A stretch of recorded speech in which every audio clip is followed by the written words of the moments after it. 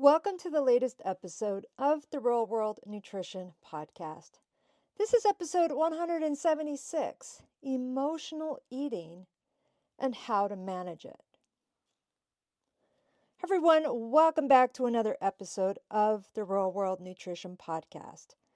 I'm your host, Shelley, registered dietitian nutritionist, and today I want to talk about emotional eating. I want to talk about what it is, why it happens, and most importantly, how to manage it in a way that supports your overall well-being. If you've ever found yourself reaching for snacks when stressed or eating when you're not hungry, you're not alone. Emotional eating is a common response to feelings, but it's often misunderstood. Many people feel guilty about eating emotionally, but the reality is that food is deeply connected to our emotions. It's comfort, tradition, and sometimes even a distraction. But when emotional eating becomes the go-to coping mechanism, it can create a cycle that doesn't actually address what we're feeling. So today, I want to explore why some people turn to food for comfort while others don't, common emotional triggers, and most importantly, how we can navigate these situations with practical strategies and self-compassion. So, what is emotional eating? So, I want to start with a basic definition. Emotional eating is when we're eating in response to emotions rather than physical hunger. Now, it may seem obvious what emotional eating is. You may already know what it is, but I just wanted to put that definition around that so we can be clear on what we're talking about. And it can happen in moments of stress, sadness, boredom, loneliness, and even happiness.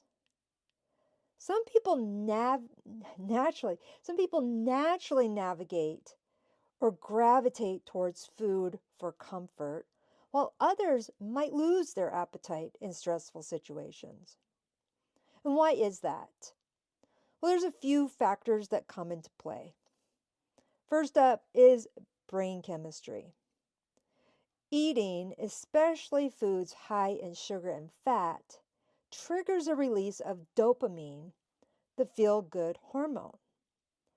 And when we're in stressful situations, our body doesn't necessarily know what that stressful situation is. And as I've said in prior podcasts, prior episodes, stress is very individual, and a situation may or may not be stressful, but our response is what contributes to the stress.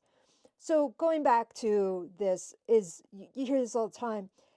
Back in the old days, back when we had to do the fight or flight response, the literal fight or run response, those hormones are there to help preserve our lives. In our modern world, the body doesn't know the difference between a true fight or flight need to respond versus an overpacked schedule or environmental concerns or political concerns that may be contributing to our stress. So our body responds to a stress or to various emotions, regardless of what the source is.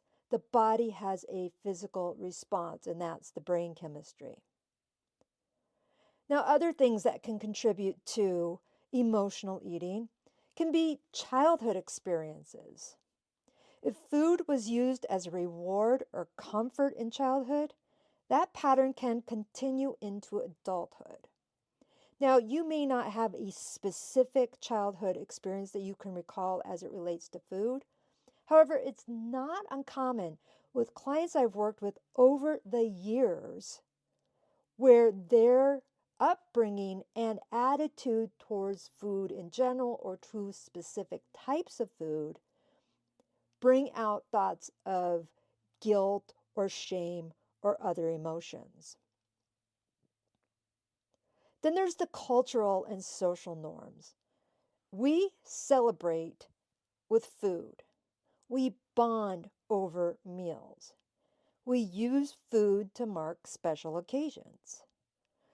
When we want to get together with a friend, it's going out for lunch, going out to dinner, going out for drinks, going out for coffee. Meetings can be, let's meet for coffee. When we have holidays, family get togethers, birthdays, or even somebody's visiting from out of town, the gathering usually is related to food.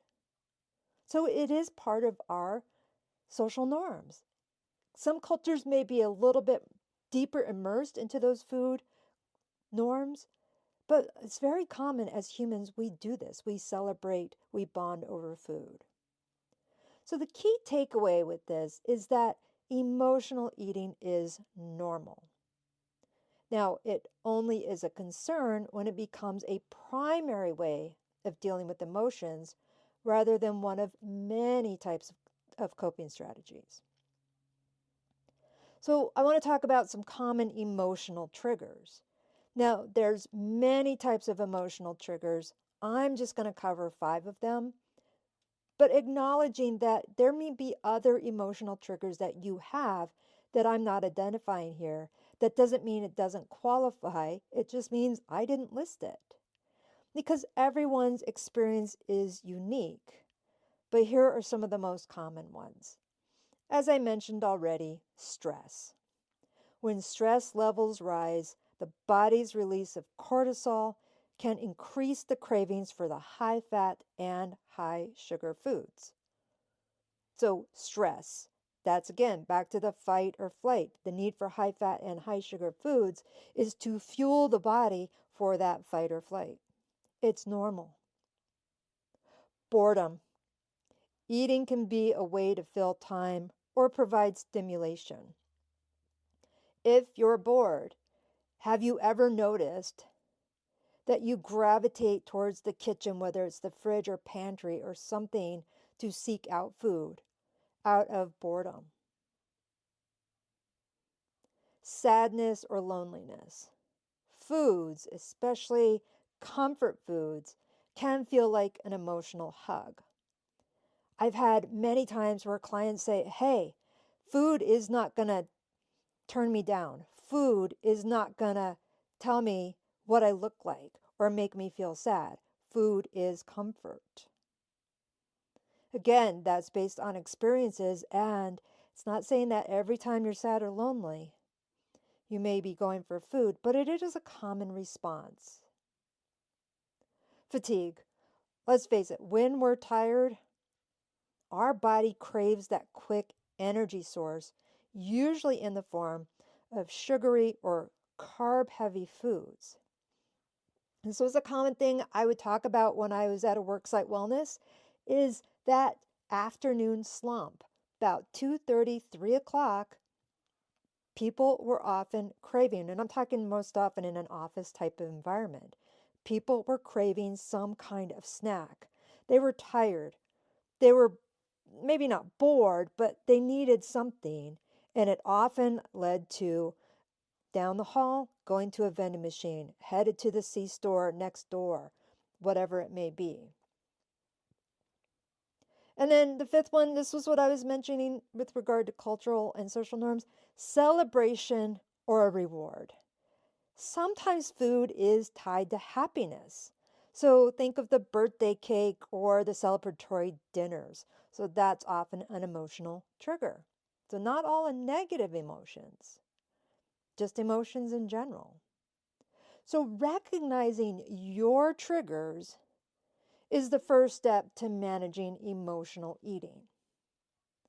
Now, again, those 5 triggers that I mentioned, you may not have identified specifically with one of those 5 and have emotional eating, and it could be that it is a subset or type of those things. So sadness or loneliness or boredom is something that may not be overtly obvious, but hey, when I'm on a plane and they're handing out peanuts or snacks, I take it, even if I'm not hungry. That's in part boredom. It's there, I'm bored. Even if I'm reading or listening to something, I take the peanuts, I take the cookies, whatever they may be. So, I want to talk about some practical tips to navigate these situations, to navigate the emotional eating. How to manage emotional eating in a realistic way. And these strategies can help you recognize the emotional hunger and respond in a way that supports your mental and physical health. So, first up, pause before eating. Before reaching for that food, take a moment to check in with yourself. Ask, am I physically hungry or am I eating for another reason? There's an old saying, if you aren't hungry enough for an apple, you're not really hungry. So that's just something to help and think about when you pause before eating. If you're standing there in front of the fridge and nothing looks good, even though there's food in there you could eat, you are probably not hungry. You're there for another reason. Second, identify the emotion. Instead of focusing on the food, focus on the feeling. Why are you seeking out food? Again, if you're not hungry, what is the reason you're seeking out the food? You could be craving something salty. You could be craving something sweet. Again, that is something going on. Perhaps a stress, may not be obvious stress, but maybe some subconscious stress. So try journaling or using a mood tracker to recognize some patterns. If you find you're consistently going at the same time, going to the kitchen or seeking out food at a specific time of day, that may be a pattern to recognize. Third thing is find an alternative coping mechanism. If you're stressed, you can try deep breathing or stretching. That's something where the breathing, stretching not so much, but the breathing you can do in pretty much anywhere. But even like just saying like on a plane, stretching, you're not going to be getting up in the middle of the aisle, but you can do some stretching while you're in your seat, or most of us can. If you're bored, engage in a non-food related activity.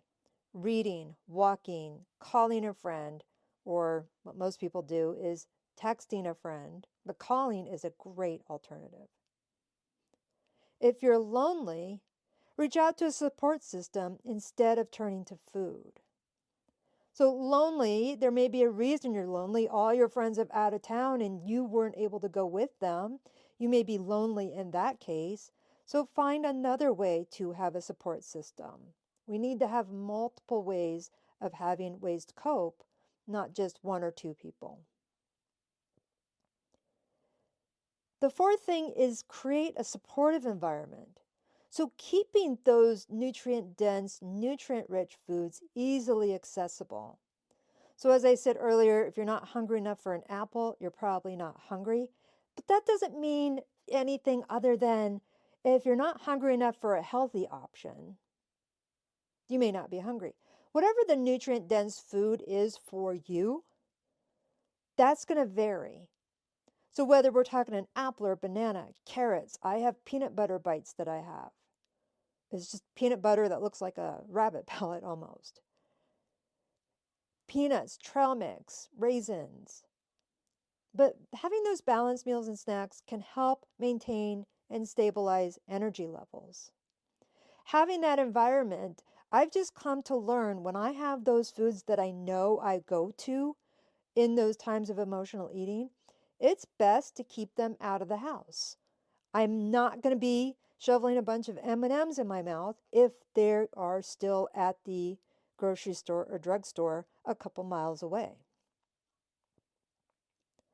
And then this last tip here, practice mindful eating.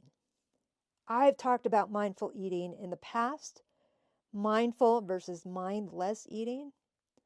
If you do eat emotionally, do so without guilt, but savor the experience. Slow down And instead of shoveling food into your mouth, instead of eating in a rush or distracted way, savor what it is.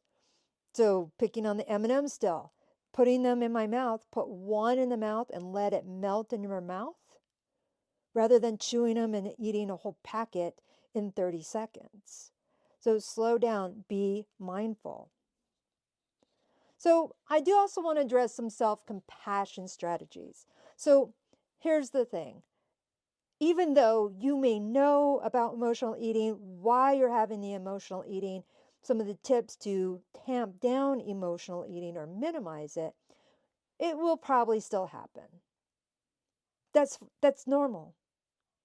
And guilt and negative self-talk is not going to help. And that tends to be the biggest challenge. Is not as much that the emotional eating occurred, but that we are putting ourselves down for doing it. So I want you to think about that. It's not the emotional eating that's as big a problem as the guilt that follows it. So let's talk about some mindset shifts here.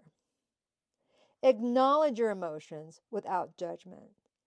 So rather than saying, oh my gosh, I can't believe I did that, I feel terrible, I'm such a pig, I'm such a loser, I'm so stupid, it was so dumb, I can't believe I do that. And I'll just say, those are things I hear clients say. And it's stop.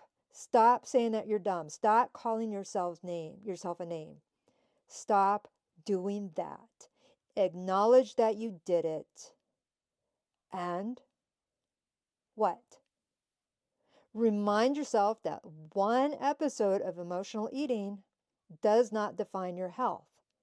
So you had an episode of emotional eating.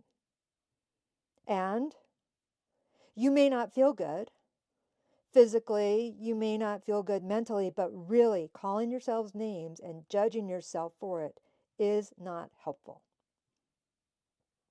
Focus on progress and the steps that you make.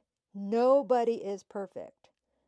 If emotional eating happens, use it as a learning moment instead of a reason for self-criticism. Why did I do that? I know better. I knew that I would overeat it. So why did I do that? Again, not that you're judging yourself, but what was it that triggered me to go seek out the food and learn from that? That's where we can go back to journaling or even just contemplating what just happened. Now, I do need to address this, and this is addressing eating disorders a bit. So if this is something that's triggering for you, you might want to just stop here and remember to give yourself grace, okay? But emotional eating versus eating disorders. I want to emphasize this. Emotional eating is not the same as an eating disorder. Now, people with an eating disorder may be doing it out of emotions for various reasons, but not every time somebody has an emotional eating episode, that's not an eating disorder. Emotional eating is a behavior that many people experience. An eating disorder, and there's a few different kinds. Actually, there's more than a few, and I'm not going to get into all those details of it, but it involves much more complex patterns related to food, related to body image, related to mental health, and it needs to be treated accordingly. So if emotional eating feels out of control, or it leads to distress, if you're getting sick from it, if it's happening every single day or multiple times a week, seek out guidance from a professional. And when I'm talking about a professional, somebody who has the mental health specialty or a dietitian that specializes in eating disorders. And I just want to emphasize that I have superficial knowledge, but when it comes to the therapy involved with treating and helping people with eating disorders, I refer to the specialist in this. So I just want to emphasize that. So, to wrap this up, emotional eating is a normal experience. If you're human, you've probably had it. But when we recognize our triggers and develop alternative coping strategies, so really recognizing it is the first big thing. Even if you're recognizing in the middle of an emotional eating experience, then developing alternative coping strategies, and we can create a more balanced approach to food and emotions. So here's the key takeaway. Give yourself grace. There's no need to feel guilt over eating emotionally. And the goal isn't to eliminate emotional eating altogether. It's to build awareness and to create a toolbox of coping strategies that work for you. What works for some people may not work for you. And this could be true with people in your own household. So again, it's your coping strategies. All right. So I hope that helped with some insight, helped with stopping some negative self-talk, acknowledging your emotions, how to manage this when you find yourself in an emotional eating situation. And if you found any of this information helpful, I'd love for you to share it with a friend, leave a review, and while you're leaving a review, subscribe or follow so you get the new episodes every Friday morning in your podcast feed. All right, everyone. And if you ever want to reach out with a question, a topic idea, or how we can work together, there's a link in the show notes where you can send me a message. You can book a free 30-minute introductory call and we can talk. All right, everyone. Until next time, take care and bye for now.